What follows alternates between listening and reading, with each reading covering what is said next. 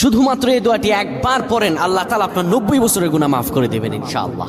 আপনার 90 বছরের গুনাহ মাফ হয়ে যাবে শুধুমাত্র এই দোয়াটি যদি একবার পড়তে পারেন। আপনার ভাগ্য খুলে যাবে, রিজিকে বরকত আসবে, মনের ন্যাক আশা পূরণ হবে, আল্লাহ আপনার সব দোয়া কবুল করে দিবেন। সুবহানাল্লাহি ওয়া বিহামদি।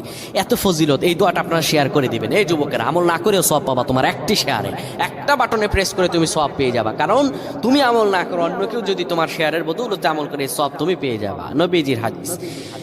আমার ভাইয়েরা, আল্লাহর কাছে দোয়া করা, আল্লাহর কাছে দোয়া চাওয়া, এটি হলো মুমিনদের কাজ। আমার আল্লাহ বান্দাকে বলেন, বান্দারে উদউনি আস্তাজিব লাকুম, আমার কাছে চাও, আমার কাছে চাইলে আমি আল্লাহ তোমাকে দিয়ে দিব। কেউ যদি একবারে দোয়াটি পড়তে পারে, দোয়াটি হলো রব্বি ইন্নী যালামতু নাফসি ফাগফিরলি। কেউ যদি এই দোয়াটা একবার পড়তে পারে, আমার আল্লাহ তাআলা তার 90